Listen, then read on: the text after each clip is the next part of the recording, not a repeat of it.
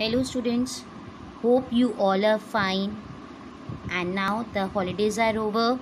Again we are going to start our classes, and I am showing you your economics book, that is ICSE Economics by JP Goel, and it is part 2 for class 10th, and by Goel Brothers Prakashan.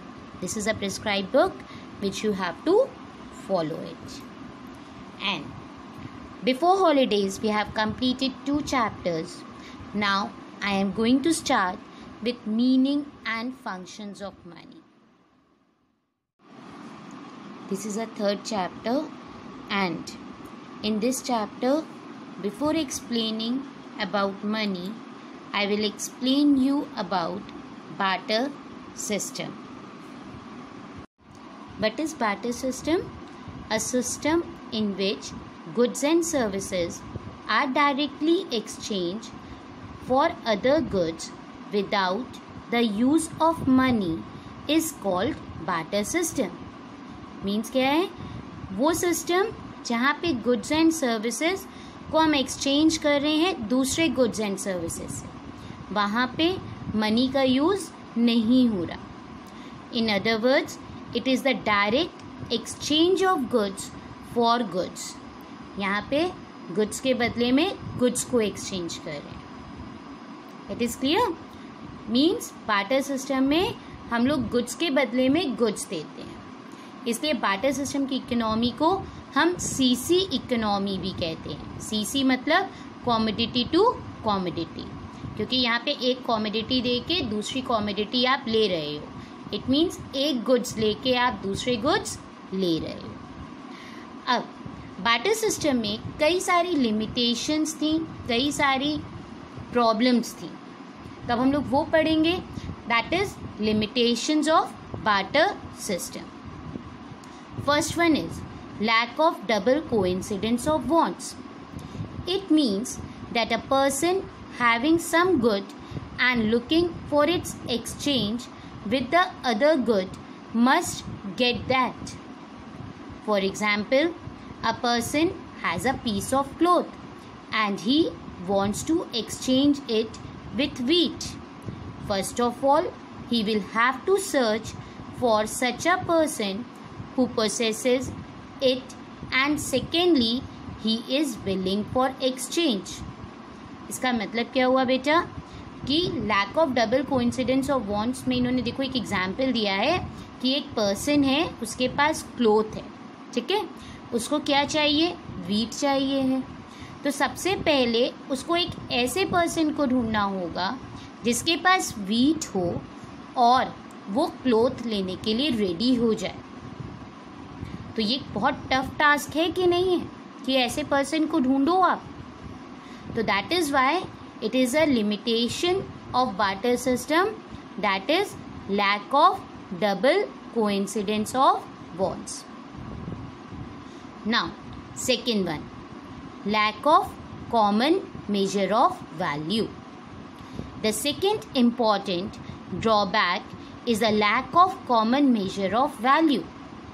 For example, if one person has meat and the other has fruit, then how would this exchange take place as both these goods are measured in different units? अब एक पर्सन के पास meet है, एक पर्सन के पास fruit है. तो बताओ अगर उनको एक्सचेंज करना है तो वो कितनी क्वांटिटी मीट दे के कितनी क्वांटिटी फ्रूट ले सकते हैं? ये एक प्रॉब्लम है ना, क्योंकि हमने मीट और फ्रूट दोनों को एक कॉमन मेजर पे मेजर नहीं किया हुआ किसी चीज़ पे. तो that is the problem in a barter system, that is lack of common measure of value. Is it clear? Now the third one is lack of indivisibility. Indivisibility मतलब उसको हम अलग अलग पार्ट्स में डिवाइड नहीं कर सकते. In this system sometimes indivisibility of certain goods become a problem. Indivisibility of goods हमारे लिए एक प्रॉब्लम बन गई थी, due to which exchange of different goods do not take place. जिसकी वजह से हम एक्सचेंज ऑफ गुड्स नहीं कर पा रहे थे. For example, a person having cycle and he wants to avail some cloth, oil and rice. एक पर्सन के पास साइकिल है और वो क्लोथ, ऑयल और राइस लेना चाहता है. तो क्या वो अपने साइकिल के पार्ट्स को निकाल के क्लोथ, ऑयल और राइस लेगा? क्या दूसरा पर्सन उसको एक्सेप्ट करेगा? नहीं करेगा ना. तो देयर आर सर्टेन कमोडिटीज जो इनडिविजिबल है. तो वहाँ पे प्रॉब्लम्स आ रही थी एक्सचेंज में. And now the fourth one, lack of store of value. It means people cannot store the value of goods because majority of goods when stored are either worn out or become less useful. For example, meat, bread, milk, etc. cannot be stored for a long time. इन्होंने कहा water के system के समय भी जो store of value की problem हो रही थी. हम गुड्स को स्टोर नहीं कर सकते लॉन्ग पीरियड ऑफ टाइम. कई सारे गुड्स हैं जो आप स्टोर नहीं कर सकते हो, जैसे मीट है, ब्रेड है. अगर हम इसको स्टोर करेंगे तो वो जो गुड्स हैं वो तो यूजलेस हो जाएंगे क्योंकि वो ख़राब हो जाएंगे. तो ये प्रॉब्लम थी ना कि अगर हमको फ्यूचर में कोई चीज़ चाहिए तो अभी हमारे पास ये गुड्स हैं, हम इनको स्टोर करके रखें. तो that was the problem in a barter system. Now we will learn about money. I hope आपको limitations of barter system clear है. तो अब हम लोग फर्दर प्रोसीड करेंगे मनी के बारे में. बाटर सिस्टम की प्रॉब्लम्स की वजह से ही मनी इवॉल्व हुआ था. तो now what is money?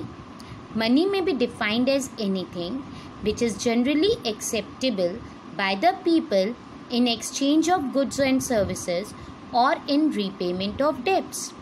Money क्या है? कोई भी ऐसी चीज़ जो जनरली एक्सेप्टेबल हो. जनरली एक्सेप्टेबल का मतलब क्या हुआ बेटा? जो सब एक्सेप्ट कर लें, जो कोई भी रिफ्यूज ना करे. इन exchange of goods and services, किसी भी गुड्स एंड सर्विसेज के एक्सचेंज पे हम जब मार्केट जाते हैं, हम गुड्स को खरीदते हैं तो हम उसके बदले में मनी ही पे करते हैं ना, या हम कुछ सेल कर रहे होते हैं उसके बदले में मनी ही एक्सेप्ट करते हैं. तो तभी इन्होंने ये वर्ड यूज़ किया, इट इज़ जनरली एक्सेप्टेबल, क्योंकि ये सभी एक्सेप्ट कर लेते हैं, कोई भी इसको रिफ्यूज़ नहीं करता. Thank you. In my next video, we will learn about functions of money.